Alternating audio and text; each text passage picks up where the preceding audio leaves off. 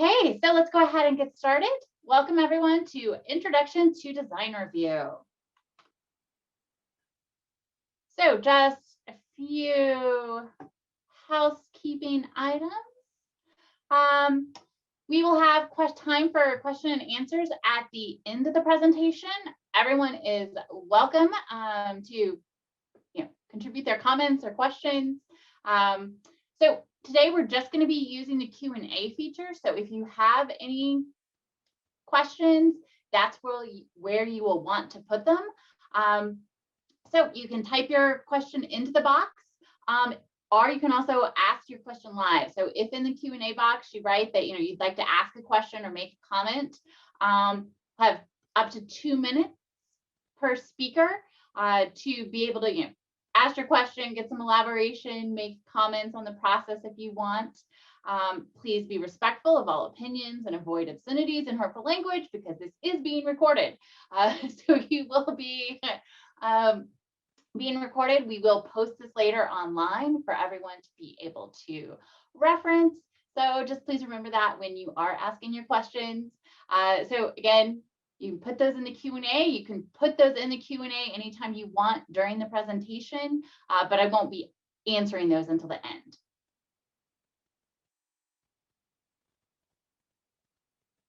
Okay, so let's go ahead and get started. So what requires landmark review? So any exterior work that requires either a building permit or a zoning permit on either an individually designated property or any property within a historic district requires review by landmark. So this includes kind of the obvious major alterations, additions. It also includes any new construction. So if you're building a new infill house within a landmark district, that requires review, as well as new garages, ADUs, roof replacement, window and door replacement, site work. This is one that often trips people up. They don't realize we review site work as well, but basically if it is exterior, anywhere exterior on the building or anywhere exterior on the site, we look at it. So with site work, it's the permanent features that we review, things like fencing, walkways, retaining walls, patios, pools, any hardscaping. We don't review plantings. We do review HVAC, mechanical, electrical, any of those items that are going to have exterior components.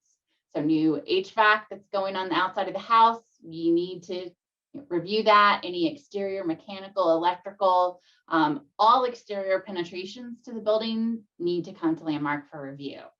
We also review signage, we review solar panels, we review zone lot amendments, and any demolition within a historic district are on an individually designated property. So what do we not review? I know it seems like we review a lot, but we don't review anything on the interior. So you can do your whole interior remodel and you do not need to come to us. We do not review paint colors. So you can repaint your house whatever color you want. If you want lime green, you can have lime green. We do not review paint colors. We don't review repair and maintenance. So, basic repairs, painting, repairing windows, repointing brick does not have to come to landmark for review. But if you were getting to the point of replacing elements, then that would need to come to landmark for review. We don't need to review storm windows. We don't need to review any plantings. And we don't need to review work that's below grade. So if there's not going to be any visible components, if you're just doing below grade foundation or stabilization work, and there's not going to be any visibility of the work, we don't need to review it. So there are 3 types of landmark reviews. There's the quick reviews, the administrative reviews, and then there are our commission reviews. So quick reviews, these are primarily for like replacements. So where you have a feature and you just need to replace it, and you're going to replace it the same way. So if you're replacing a deck with the same dimensions and the same materials, that's a quick. Replacing a fence in the same location as the existing with the same materials, replacing roofing, replacing skylights, replacing HVAC, or doing really simple exterior electrical projects that aren't going to be visible. Also doing small sheds less than 100 square feet and not on a permanent foundation, we do not, those could just, sorry, we do need to review them, but they can be quick. If something's going to be a larger shed on a permanent foundation, that becomes a more substantial project. The same with these other items. If you're going to do something different, that then will require administrative or commission review. So if you're going to put up fencing in a new location or a new deck, are you going to change the type of roofing material that you have, or put in new skylights or HVAC in a new location, then those would all go to our regular review processes, either administrative or commission. But if it's just going to be quick, like for like, that's quick process. And generally quick reviews are done within 24 to 48 hours. So then we have administrative reviews. So things can be administratively reviewed by staff. So that means that the whole process is just done by staff and it does not need to go to one of our commissions. So things that qualify for administrative review. Something that clearly meets all design guidelines. It's not readily visible. Rear additions that add less than 900 square feet or are less than 40% of the total square footage can be reviewed administratively. Demolition of non-contributing additions, so more contemporary additions, are accessory structures can be reviewed administratively. Replacement of non-historic windows. So some of our most common types of administrative review: small rear additions, garages, site work, signage, solar. So the example that we have here on the right, that shows if it is a solar project that clearly meets our design guidelines, which requires the solar be in the rear 2/3 of the roof. And in the rear 2/3 of the roof, it's not going to be readily visible. So that means we could review that administratively. Whereas if you were proposing to put solar on the front portion of the roof, that would not meet our design guidelines and would be much more visible. And so that is a project that would require going to one of the commissions for review. So commission review. We have two commissions. We have the LPC and the LDDRC. So LPC is most of our districts and individual landmarks. LDDRC just deals with lower downtown. So projects have to go to one of the commissions when they don't clearly meet our design guidelines. So if there's some question about whether they meet the design guidelines or not, or whether they just clearly do not meet the guidelines, anything that's not a really clear cut, this meets the guidelines, must go to the commission. If the project is readily visible from public vantage points, it needs to go to the commission. Replacement of historic windows. Any additions that are over 900 square feet or add more than 40% above grade square footage have to go to the commission. Infill, rooftop additions, accessory dwelling units all have to go to the commission. Comprehensive sign plans. Demolition of primary structures are contributing accessory structures. So if you want to demolish any house, even if it's either contributing or non-contributing, that would be a primary structure demolition, would have to go to the commission. Or if you have a historic carriage house, that would be a contributing accessory structure and would have to go to the commission. Then the commission also reviews zone lot amendments. So the example we have here on the right just shows types of projects that would have to go to the commission. So we have on the top adding new dormers, but these are going to be, they meet our guidelines, but they're going to be visible. So those would have to go to the commission. Are at the bottom, a large rear addition. Again, it meets our guidelines and its placement, but because of its scale, it would have to go to the commission. So to give you an idea of the types of projects that Landmarks reviews in a typical year. So here are statistics for 2020. So we did 281 quick reviews, around 1,200 administrative reviews, around 270 commission reviews. So total of around 1,700 applications.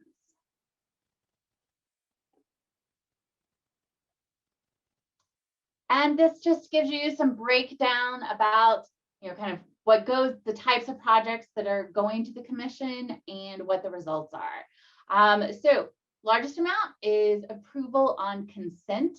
So that means it's something that's technically required to go to the commission, but staff doesn't really feel like it's, we're recommending approval. We don't really feel like it's going to need any commission debate. So those go on consent at the beginning of the agenda and can kind of be approved en masse. Then there are other approvals. Then there are approvals with conditions. So you can see we have a lot of approvals with conditions. This is something where the commission feels it's really close and just needs a small tweak. And so it may be, we approve this, but you need to change the siding. We approve this, but you need to change the windows. So it just, kind of a small, straightforward tweak. Projects that are denied. So you can see here, the purple is staff recommendations, green are the, how the commission decides. So for every project that goes to the commission, the staff will make recommendations about whether or not we feel it meets the design guidelines, kind of evaluate it based on all those criteria. So you can see generally the landmark commissions are reviewing things fairly similarly to staff. We are all using the same design guidelines for our evaluation, but obviously commission can have some different opinions. They can also have a little bit more flexibility to really review things on a case-by-case basis. But you see in the end, it comes out fairly similarly. The commission may ask for additional conditions. We may recommend conditional approval. They may recommend denial, but it's fairly similar.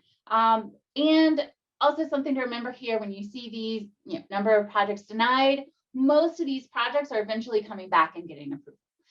So denying just means it's a particular application before the commission that day was not accepted, but the commission always provides feedback, suggestions on how a project could get to an approval.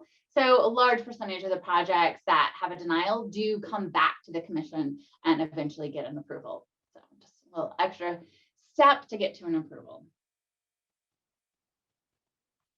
So what is the landmark review process?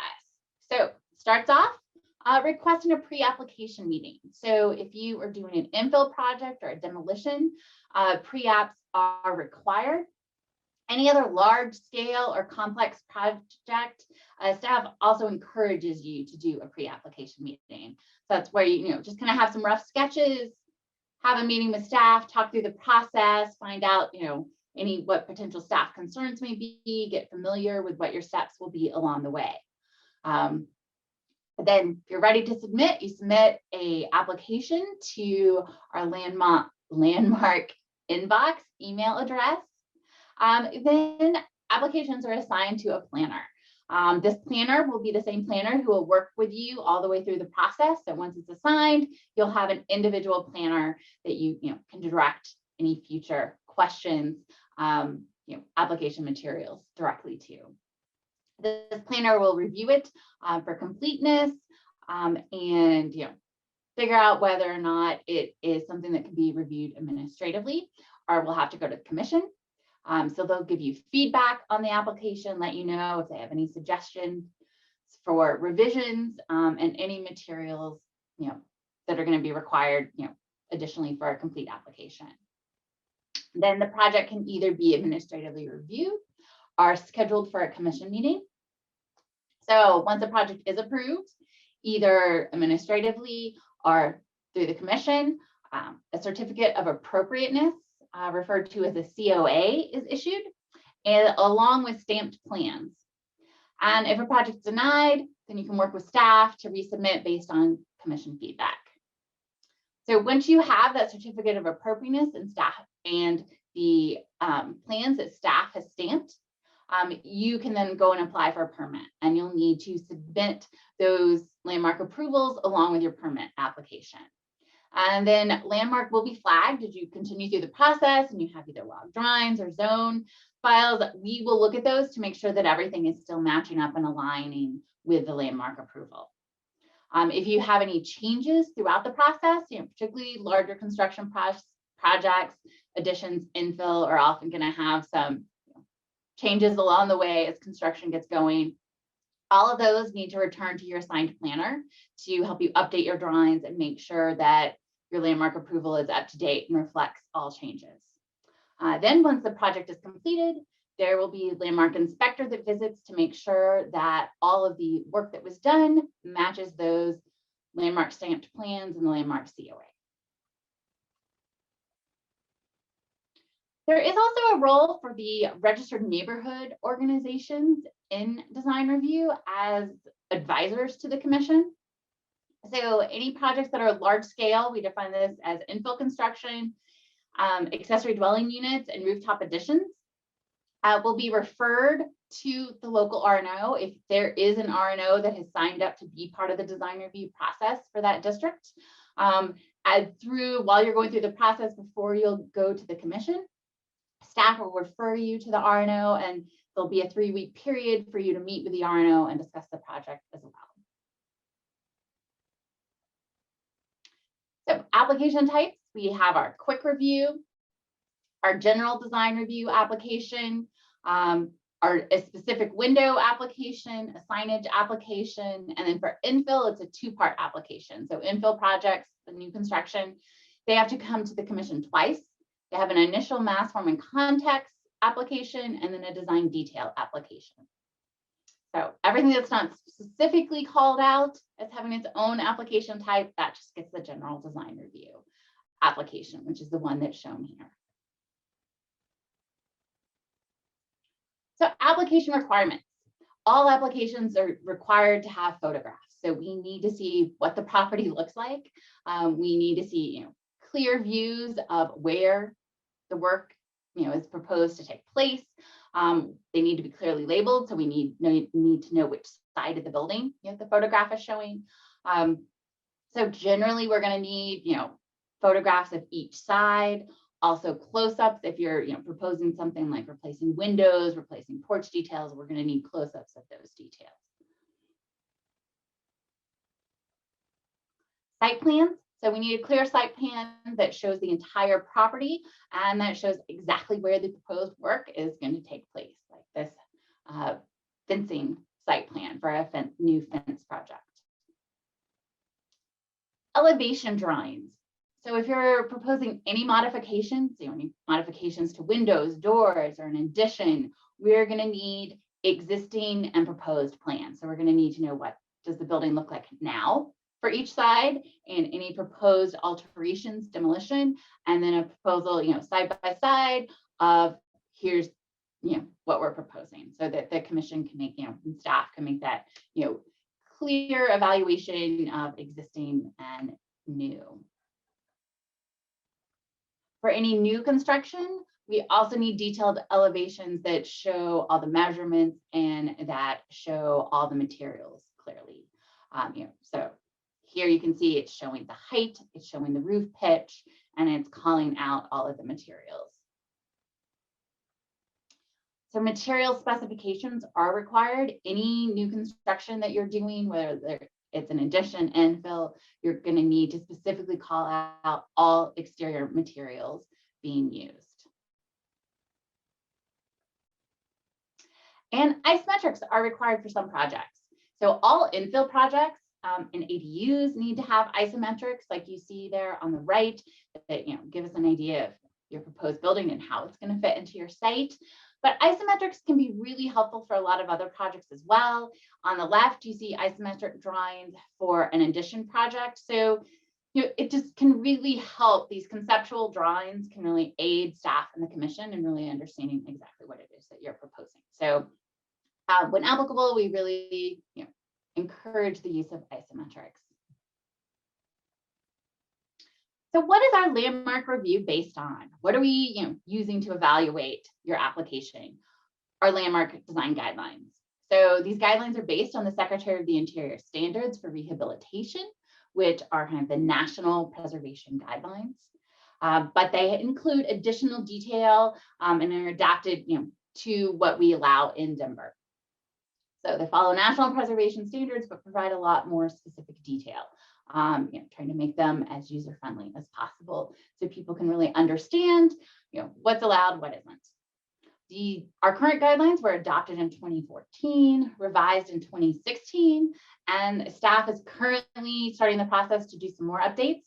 So stay tuned. Later this year, we will be having public meetings where you can give feedback on provisions that you would like to see to the guidelines.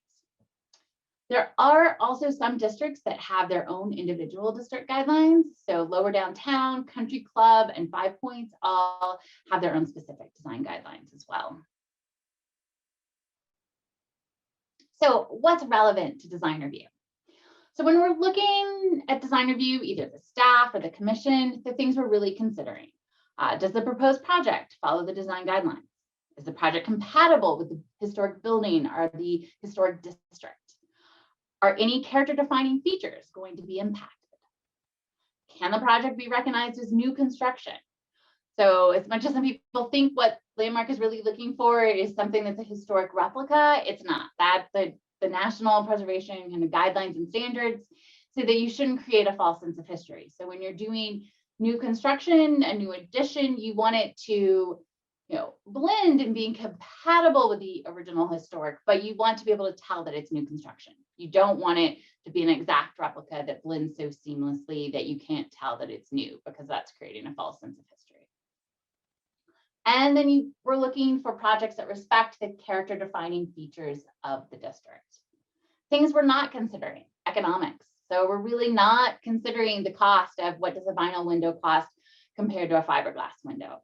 That's not really part of our consideration. We're just looking at what meets the guidelines. We're not looking at use. Landmark does not review any use. Parking. We're not reviewing, evaluating your need for more bedrooms, a larger kitchen, a master suite. We're just looking at, kind of looking at the building.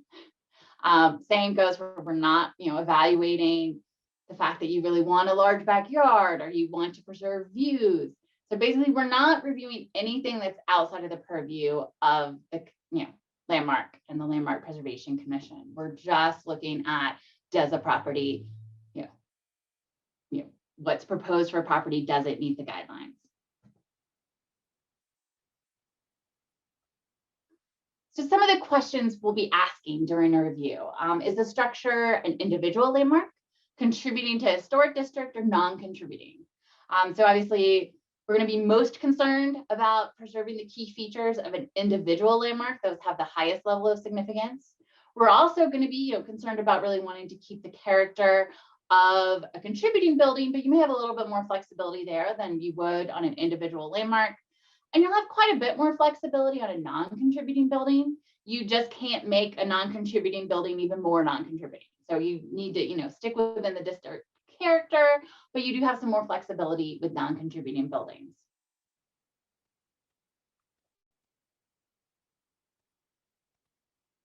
Then we'll be thinking about what are the character defining features of the structure or the district. So what are the really key features? Clear to call out, because we want to make sure that those features are the features that are retained. Then I have no idea why my images aren't showing up here. Sorry about that. Oh, now I see. Sorry. Somehow those got put in a staggered. So here you see now. So looking at, does the proposed project impact the character defining features? So here you can see alterations that occurred at the National Western, at the amphitheater. Clearly, these were some alterations that were pretty substantial and did impact the character defining features. So things like, large additions to the facade, something that really changes the mass and proportions, those are going to be looked at as having a substantial impact on the character defining features. How much historic fabric will be impacted? Here you have a before and after, and they pretty much replaced all the materials. So I think in the end, this has a really substantial impact. So, replacement of just the windows or just the siding or just some porch elements may have been acceptable, but we're also looking at the cumulative impact. And when does it get to the point that, a historic house isn't looking so historic anymore? Then looking to see, will the work be visible? So here you have a historic house, and then the proposed addition, which you can see just peeking out there in the rear. So this is a case where very modern and contemporary addition was acceptable because it really didn't have any public visibility. You could not have built the glassy box on the top of the roof peak or in a location where it was going to be visible, because that would really distract from the historic district.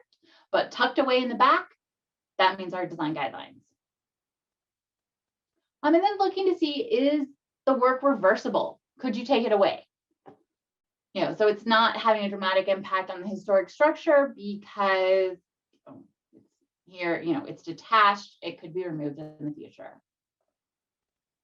Then with new construction, we're looking to see, does the construction align with the kind of proportions of the other properties in the block and in the historic district. So you see in the top, new infill construction that doesn't align. It has a taller foundation, different proportions, so it really sticks out. Whereas you see at the bottom, examples of new construction, they really blends in the size and scale and proportions alignment with the adjacent historic structures. And then we're also looking for new construction that finds a balance between replication and contrast.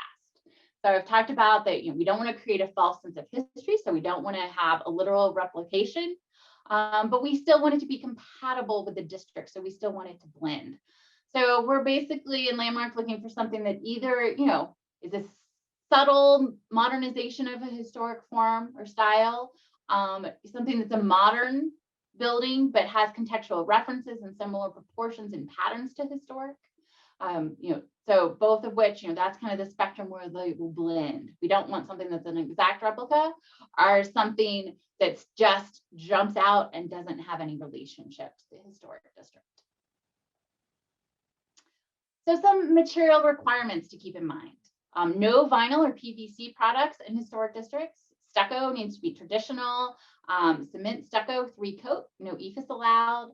All siding and trim should be wood or fiber cement with a smooth finish, no faux wood grain. We have no composite wood siding, T11 siding, molded plastic, vinyl, or aluminum siding. Brick should be a traditional size, no thin brick, and it shouldn't be kind of rusticated or tumbled. Windows on historic buildings should be wood or aluminum clad wood. Windows on new construction can be fiberglass.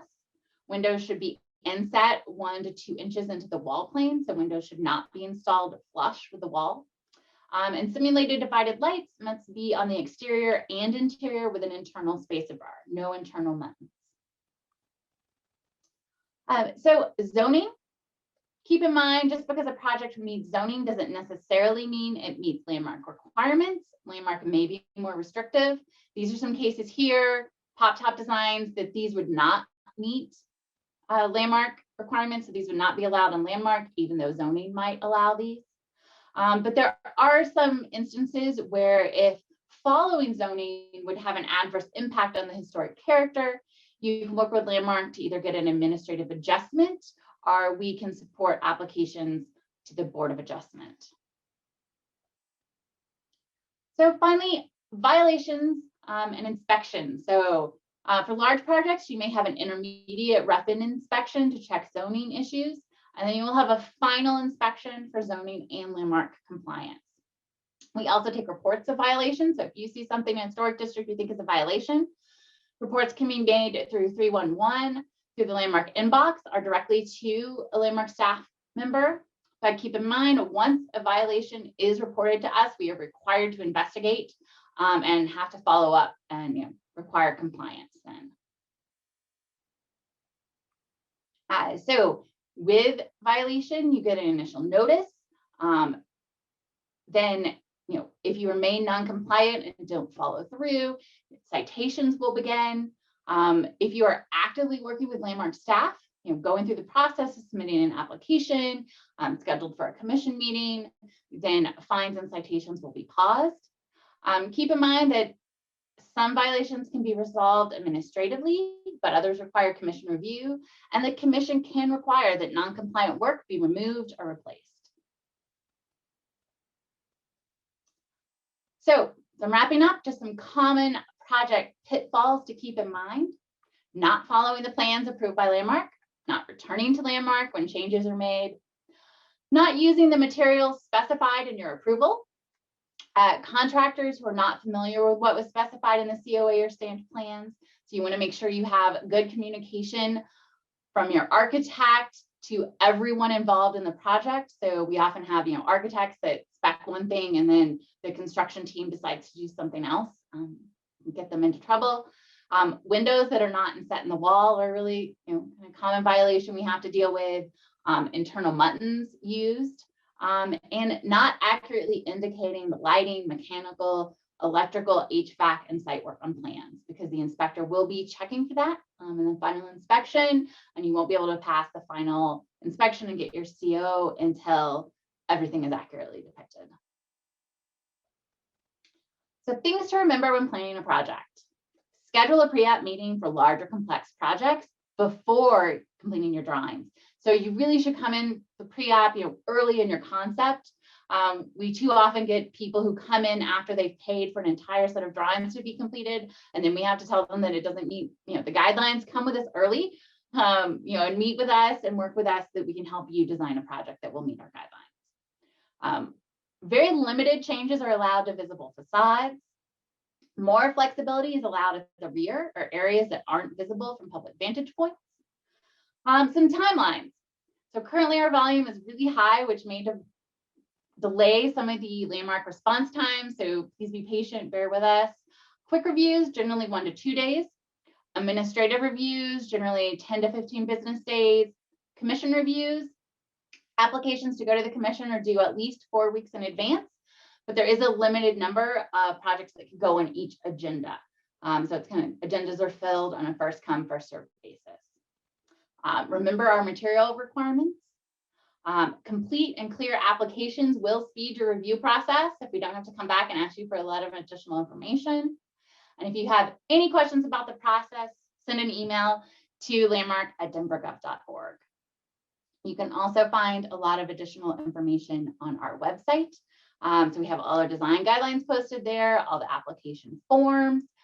We also have all the upcoming meetings. We'll have the full agendas posted there along with all the applications. Sign up to attend meetings, and you'll be able to find all the landmark preservation webinars on our website as well. So that is it. If you have any questions, you can place those in the Q&A. So again, if you want to ask live, that's great. Let us know, and we'll call on you, promote you to a speaker, and you can ask your question live. Or if you just want to type in a question as well, and I can answer it that way. You just have a quick question you want me to answer, you can just type it in as well. So give everyone a moment here in case we have any questions. And here are some of our upcoming webinars. So we'll have talk about signage, windows, about new construction, so infill, talk about preservation tax credits. We'll talk about our Discover Denver survey, and we'll talk about demolition review. So question about having the webinar on the website. Yes, it will be posted. So if you see the slide before, this is our main page of our website, and the bottom link is Landmark Preservation Webinars. So that this will be posted up there, and you'll also be able to find all the other webinars there as well. Question about submitting applications. Does the builder submit, or is that the owner's responsibility? It really varies. It's not a requirement one way or the other. Most often we have the architect or the contractor submitting applications to us, but certainly the property owner can submit the information as well. Certainly, often property owners will submit the simpler applications. So things like a fence project, may be done just by the homeowner because it's pretty straightforward, but something that's an addition or more complex is likely going to be done by the architect or the contractor. But whatever, up to you, however you want to do that. We just care about the information we get and that it's complete. Up to you who you want to have prepare the application for you. So I believe the copies of the webinars are just video that you can click and watch on the website. So it'll include the audio along with the slides, but I don't think you can download them. So that's another question from there. So anyone have any other questions for me? I know I went through a lot pretty quickly, but do remember we have, Landmark inbox. That's the best way to get a hold of us, and we have a planner each day assigned to monitor that, to respond to any questions that you have. So.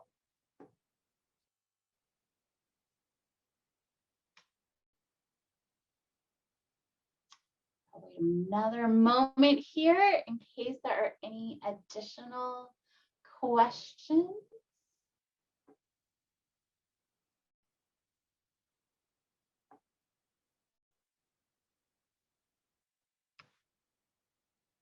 So it looks like that is it.